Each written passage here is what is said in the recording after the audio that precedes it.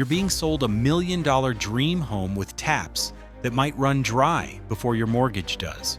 While real estate agents show you granite countertops and stainless appliances, nobody mentions that the water feeding those beautiful fixtures is disappearing faster than your home equity. This isn't about brown lawns or swimming pools. We're talking about cities where developers are still building 1,000-unit subdivisions on top of aquifers that geologists have declared mathematically dead. Places where your water bill is climbing faster than your property value, and municipalities are literally cutting off entire neighborhoods because the math just doesn't work anymore. We're ranking 10 cities from absolute dust bowl to merely concerning, and trust me, even number 1 isn't exactly reassuring. So like and subscribe. Not for us, for you. We'll keep you informed so you don't buy a house that turns to dust when the wells run dry. Dead last we have Buckeye, the poster child for what happens when growth-obsessed developers meet basic hydrology. Houses here average just over $400,000, perfect bait for first-time buyers who see empty lots and dream of rising property values. Except those lots will stay empty because the Arizona Department of Water Resources looked at the math and officially declared Buckeye's future doesn't exist. The city's master plan called for over 1 million residents with hundreds of thousands of homes already approved on paper. Nearly all that planned growth relied on groundwater that the state now says isn't there. They straight up declared it doesn't exist for development purposes. Your $400,000 starter home sits in a half-finished construction site that may never be completed, surrounded by for sale signs and tumbleweeds. Buckeye exploded as one of America's fastest-growing cities based entirely on cheap land and the promise of more cheap land. That promise is now legally fraudulent. You're not buying a home here. You're buying a ticket on the Titanic after everyone knows it hit the iceberg. The ship is still floating, the band is still playing, but the lifeboats are already in the water. Existing homes are supposedly safe, but their value depends entirely on future growth that state geologists have officially canceled. When your home equity relies on construction that's been legally prohibited, you're not investing in real estate, you're gambling on political miracles. Phoenix takes number 9 because at least it's honest about its crisis, which is a low bar, but here we are. Houses average just under $500,000 in a sprawling metropolis of 5 million people that spent half a century selling the dream of affordable desert living. That sales pitch died in 2023 when Arizona's Department of Water Resources announced they'd stop issuing permits for developments relying on groundwater. The state looked at Phoenix's projected growth and concluded there isn't a guaranteed 100-year water supply. Not environmentalists, not activists. The actual government admitted the growth model is fantasy. The projected shortfall is 4.86 million acre-feet over the next century, a number so catastrophically large it becomes meaningless. You could buy a home today, while the planned community next door never gets built, because the water for it, literally, doesn't exist on any official document.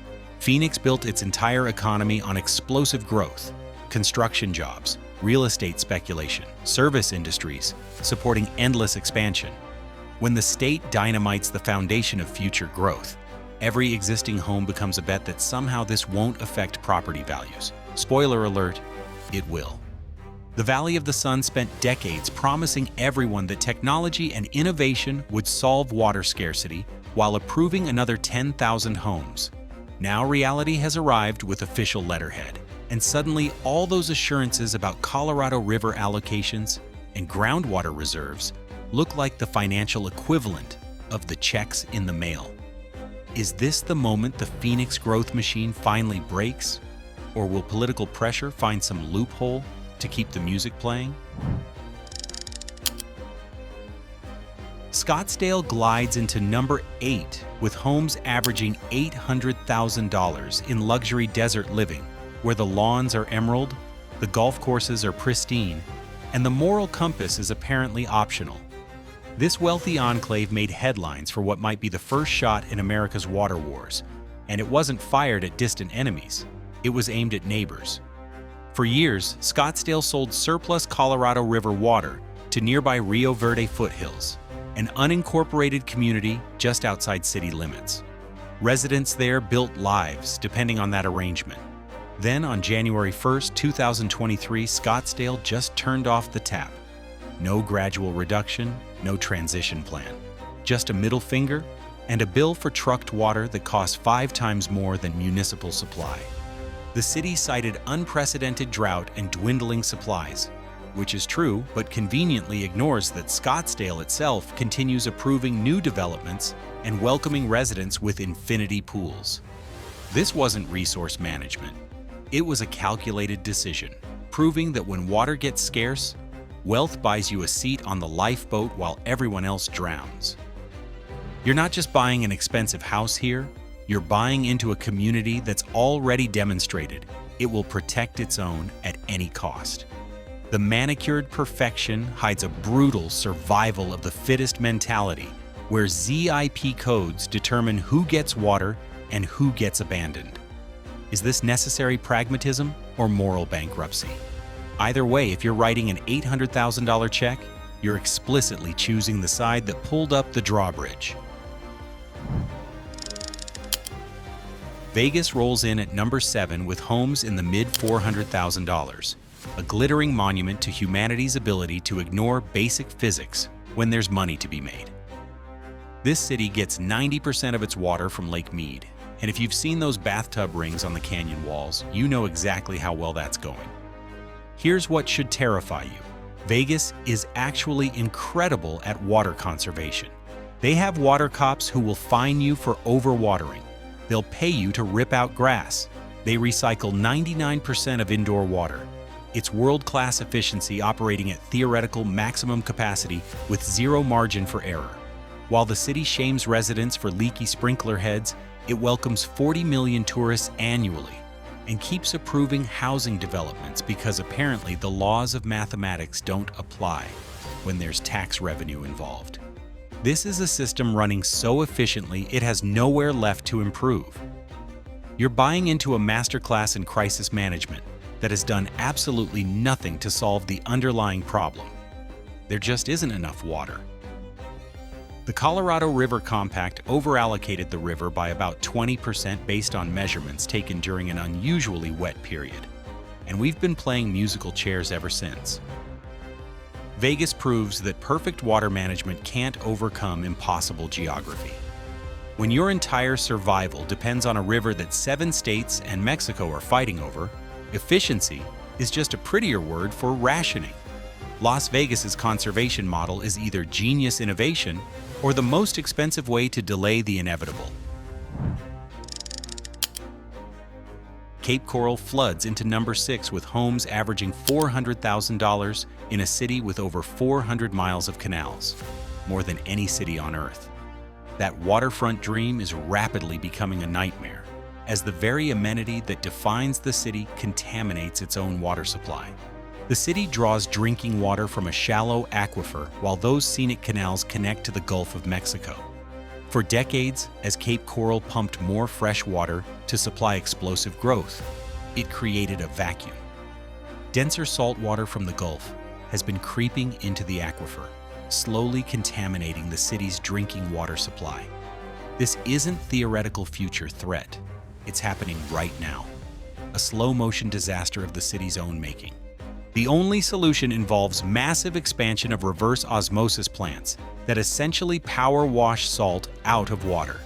It's energy intensive, wildly expensive, and completely necessary because the alternative is literally undrinkable tap water. Those costs get passed directly to homeowners through soaring water bills and special assessments that are already reality for residents. You bought a house on a canal for the view, and now you're paying premium prices to make the water under your house drinkable again. The amenity that sold the city is now its greatest liability. Every new resident, every new development, every new demand on the aquifer accelerates the infiltration. Cape Coral spent decades selling waterfront dreams and is now billing residents for the cleanup. San Diego coasts into number 5 with homes teetering just under $1 million in what many call America's finest city. The weather is perfect, the beaches are legendary, and 90% of the water comes from hundreds of miles away. Let me repeat that. Nearly all water for 3 million residents is imported from sources that are dying faster than the city's ability to find alternatives. San Diego sits at the end of the pipeline, literally and metaphorically. The Colorado River and state water projects supply almost everything, meaning if there's a shortage in Arizona or Northern California, San Diego feels it first and hardest. The city built the Western Hemisphere's largest desalination plant to combat this vulnerability, a technological marvel that's also wildly expensive to operate. San Diego already has some of the nation's highest water bills, and as traditional sources shrink, reliance on expensive desalinated water only grows. The sunshine tax everyone jokes about is really a water tax, a mandatory, ever-increasing payment for the privilege of living in paradise. Your mortgage might be manageable, but when water bills start looking like second mortgages, that perfect weather loses some appeal. The city is doing everything right: conservation, technology, infrastructure investment, and it still might not be enough because geography doesn't care about innovation. When your entire water supply depends on rivers drying up hundreds of miles away, being at the end of the pipe means you're first in line for rationing. Would perfect weather still be worth it if your water bill rivaled your mortgage payment? Salt Lake City settles into number 4 with homes around $550,000, stunning mountain views, and a front row seat to an environmental catastrophe unfolding in slow motion. Just miles away, the Great Salt Lake is disappearing. And when it goes, it's taking air quality and drinking water with it. For years, rivers feeding the lake have been diverted for agriculture and development. As water recedes, it exposes a lake bed laced with decades of industrial runoff, arsenic, mercury, lead. When wind kicks up, that poison blows directly into the air you're breathing in your expensive new home. Studies predict this could create one of America's worst air quality disasters, affecting millions of residents. The lake also creates a lake effect that boosts mountain snowpack, the primary drinking water source for the entire valley. A dying lake means less snow means less water, and less water means a city facing impossible choices between breathable air and drinkable water. It's a catch-22 from hell, where fixing one problem might accelerate the other. You're buying a 30-year mortgage in a place that might soon choose between public health crises. Home values stay high because the mountains are gorgeous, and the skiing is fantastic, but those views come with air that's increasingly toxic and water supplies that depend on weather patterns the lake used to regulate. What collapses first, the ecosystem or property values? San Antonio flows into number 3 with homes around $300,000, making it an affordable haven for people fleeing pricier states. That affordability comes with a hidden cost that never appears on mortgage calculators. The city's entire water supply comes from one source, and developers are literally paving over the land that refills it. Unlike cities with complex water systems, San Antonio gets nearly 100% of drinking water from the Edwards Aquifer. One giant underground limestone sponge serves over 2 million people. As one of America's fastest-growing cities, thousands of homes are being built directly on the aquifer's recharge zone, the land that lets rainwater seep down and refill the city's only water supply. Every new subdivision, every parking lot, every strip mall paves over the very land that sustains the city. It's a masterclass in short-term profits, destroying long-term survival. During frequent Texas droughts, aquifer levels drop and trigger strict watering restrictions that pit neighbor against neighbor, while developers keep pouring concrete over the recharge zones.